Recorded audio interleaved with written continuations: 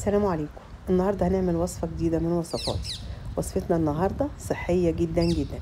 هنعمل لحمة على الجريل، واللحمة دي ما فيهاش أي دهون خالص، وهنعمل خضار بطريقة صحية جدا جدا. شايفين ما شاء الله اللحمة مستوية ازاي؟ خدتش أي وقت خالص. نبدأ على بركة الله. طبعا الكميات هتكون حسب عدد أفراد الأسرة. عندي ملح وفلفل هتبل بيه اللحمة.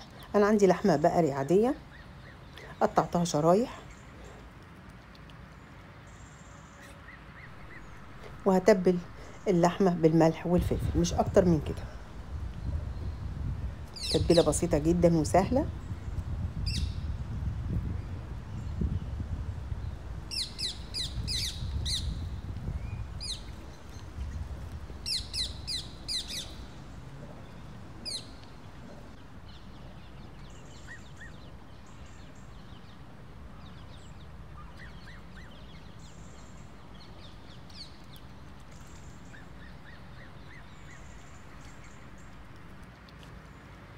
بعد ما اتبل اللحمة هسيبها في التتبيلة اللي هي الملح والفلفل دي لحد لما اجهز الخضار تكون شربت من الملح والفلفل.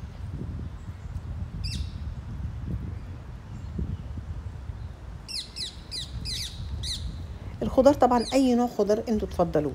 انا استخدمت كوسة بس هعملها مشوية في الفرن، لا هحمرها ولا هطبخها، مجرد بس هشويها في الفرن، ما بتاخدش اي وقت خالص. هرصها في صاج الفرن.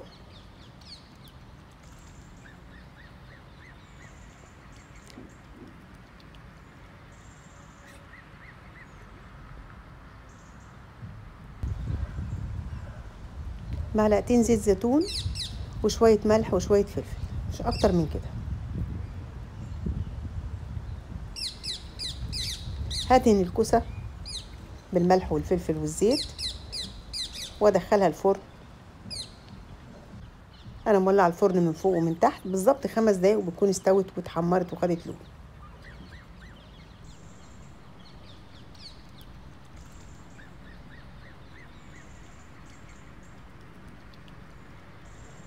هندخل الكوسه الفرن ونروح نكمل بقيه الخضار.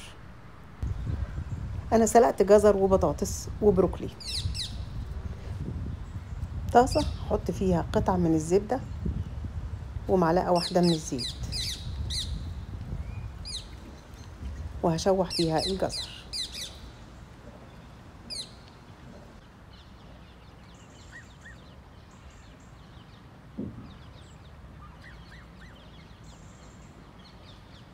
وهتبلهم بالملح والفلفل.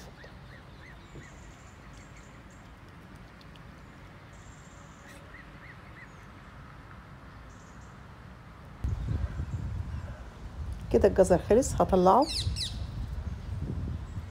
في نفس الطاسه هحط قطعه تانية من الزبده وهشوح فيها البروكلي،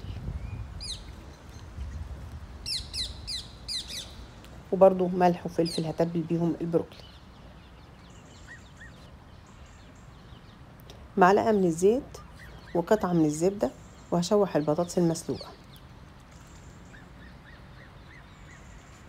بالنسبه للبطاطس اللي حابب يهرسها مفيش مشكله، كل واحد يعمل الحاجه اللي بيحبها او اللي بيفضلها. خلاص كده الخضار خلص، وادي كمان الكوسه خرجت من الفرن اهي متحمره ومستويه.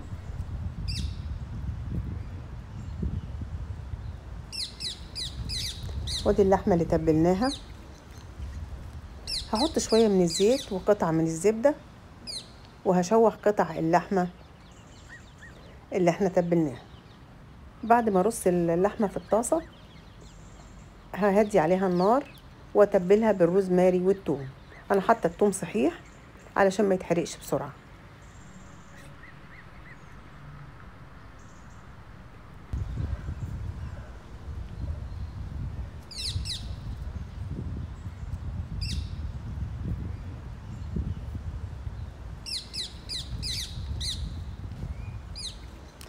هاخد شويه من السمنه اللي في الجنب واحاول ارش على اللحمه كده طول ما هي بتستوي، ده بيساعد على عمليه السوا اسرع.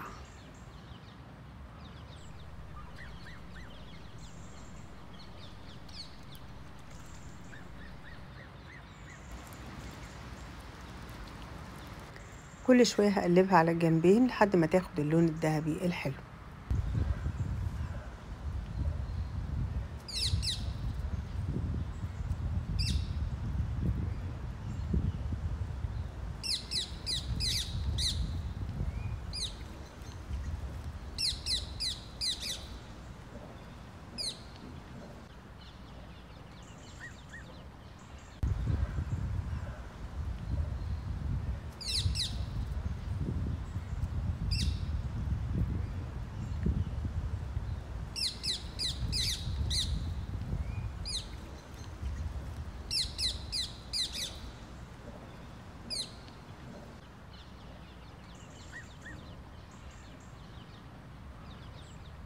كده اللحمة خلصت استوت معانا، هخرجها ونكمل بقية الكمية بنفس الطريقة.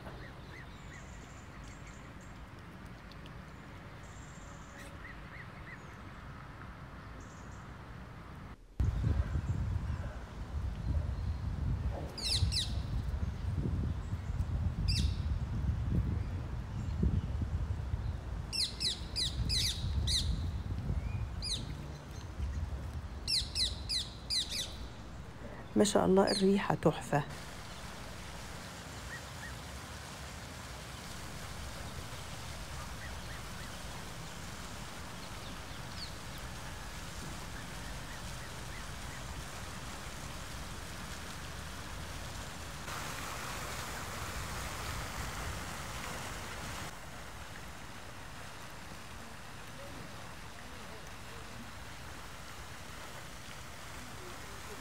كده خلصنا،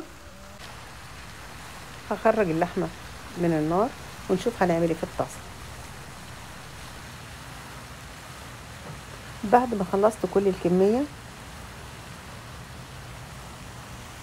هشيل الثوم والروزماري اللي في الطاسة، ممكن نصفيه وممكن نشيلهم بس كفاية، وهضيف شوية من الكريمة على الصوص اللي نزل من اللحمة في الطاسة. الصوص ده لما بتحط على اللحمة وعلى الخضار طعمه رهيب جدا. وكده طبقنا خلص وغرفناه، ادي الخضار وادي اللحمة.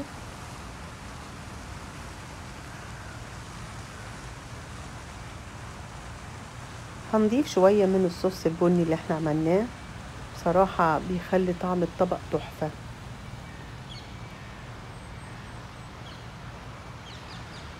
ودي كانت وصفتنا النهاردة، اتمنى يا رب انها تعجبكم. لو عجبكم الفيديو لايك وشير، والى اللقاء في وصفات اخرى قادمة. السلام عليكم.